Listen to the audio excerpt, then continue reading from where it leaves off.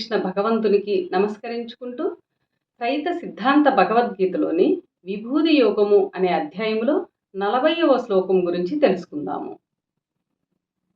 నాంతోస్తి మమ దివ్యానాం విభూతీనాం పరంతప ఏష తుద్దే శతః ప్రోక్తో విభూతేర్విస్తరో మయా.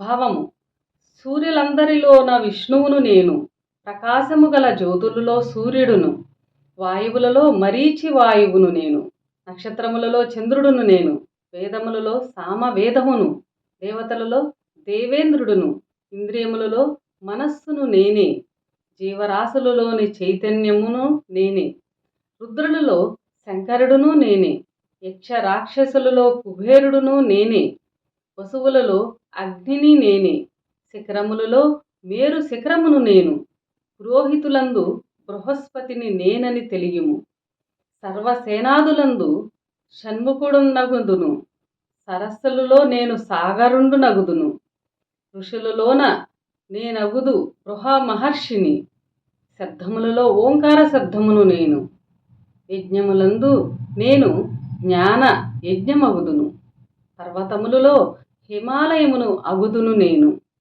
25వ శ్లోకంలో యజ్ఞానాం జప యజ్ఞోస్మి అను వాక్యము కలదు. యజ్ఞములలో జపయజ్ఞము నేనని దీని అర్థము. అన్నింటిలోనూ పేరు పేరున గొప్పవాటినే చెప్పి అవి అన్నీ నేను అన్నవాడు ఇక్కడ యజ్ఞములన్నిటికంటే గొప్పదైన జ్ఞానయజ్ఞము నేననక జపయజ్ఞము నేను అన్నాడు. ఇది నిజమా అని మనము ఆలోచించుకోవలసి ఉన్నది. ద్రవ్య యజ్ఞము కంటే జ్ఞానయజ్ఞమే శ్రేష్టమైనదని జ్ఞానయోగమును అధ్యాయములో తెలియచేసి ఆ శ్రేష్టమైన యజ్ఞము నేననక జపయజ్ఞమని చెప్పటం ఏమిటి అని ఆలోచిస్తే ఇక్కడ ఏదో పొరపాటు జరిగినదని తెలియచున్నది. వాస్తవముగా అన్నిటి యందు శ్రేష్టమైన వాటిని సూచించిన భగవంతుడు ఇక్కడ మాత్రము శ్రేష్టమైన జ్ఞాన యజ్ఞమును వదిలి జపయజ్ఞమని చెప్పి ఉండడు. శ్లోకములో జ్ఞానయజ్ఞము స్థలములో జపయజ్ఞమని పొరపాటుగా మారిపోయి ఉండవచ్చును. కావున అక్కడ జ్ఞాన యజ్ఞమనియే చదువుకోవాలని స్వామివారు కోరుతున్నారు ఈ శ్లోకంలో. అన్నిటికంటే గొప్పది కర్మ నిర్మూలనము చేయునది జ్ఞానయజ్ఞము. కావున జ్ఞాన యజ్ఞోస్మి అని తెలుసుకోవలెను.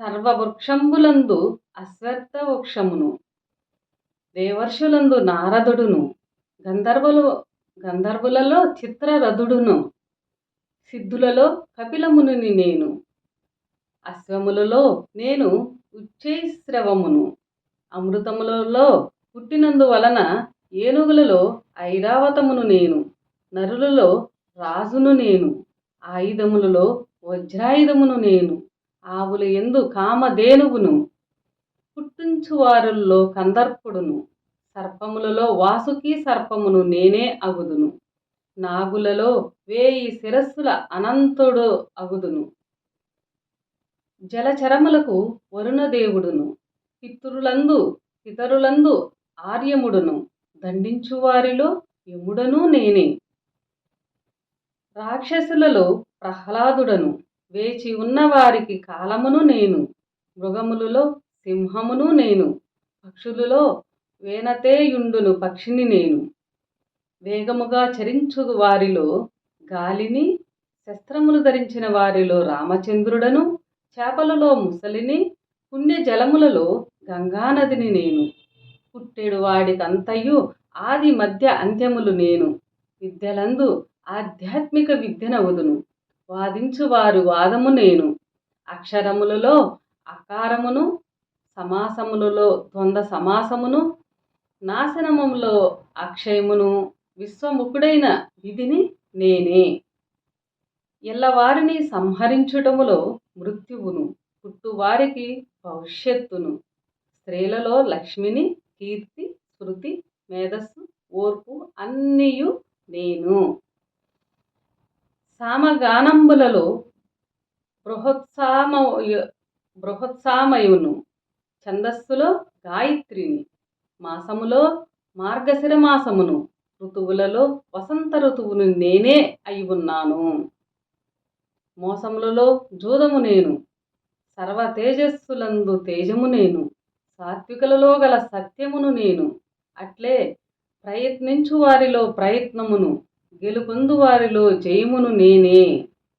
యాదవులలో వాసుదేవుడను, పాండవులలో అర్జునుడను, సకల మునులలో వ్యాసమునిని. అట్లే సర్వకవులలో సొక్కర కవిని నేనే. దండన చేయువారి దండన నేనగుదును. రాజులలో రాజనీతియను, రహస్యములలో మౌనమును, జ్ఞానుల్లోని జ్ఞానమును నేనే అగుదును. సర్వజీవరాశులకు బీజమును నేను. నేను లేనట్టి జీవరాశి ఏదియూ లేదు. సర్వచరాచర భూతములు నా వలనే పుట్టును. ఈ విధముగా చెప్పుతూ పోతే నా శుభకరమైన విభూతులకు అంత్యము లేదు. కావున వర్ణింపనలవి కాదు.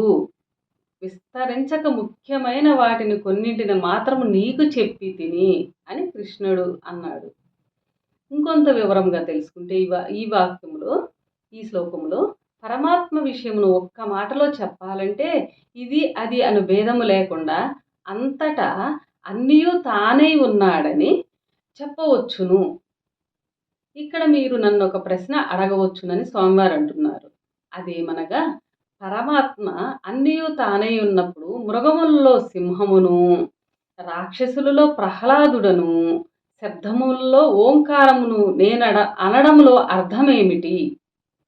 మృగములలో సింహము తప్ప మిగతా జంతువులు కాదా?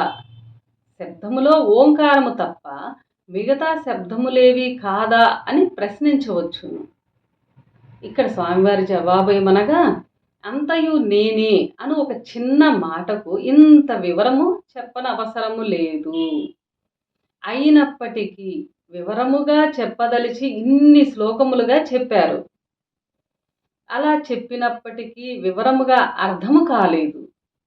కానీ అనుమానాలు పెరుగునట్లు చేశారు. మీరడిగిన ప్రశ్న ఇక్కడ అడుగుటకు యోగ్యమైనదే.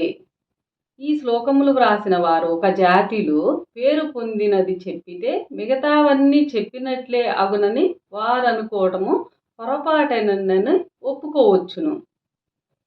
చివరకు ఏది ఏమైనా ఈ శ్లోకముల ఉద్దేశము అన్నియు పరమాత్మయేనని తెలియటకేనని గ్రహించవలెను. అందరికీ నమస్కారం.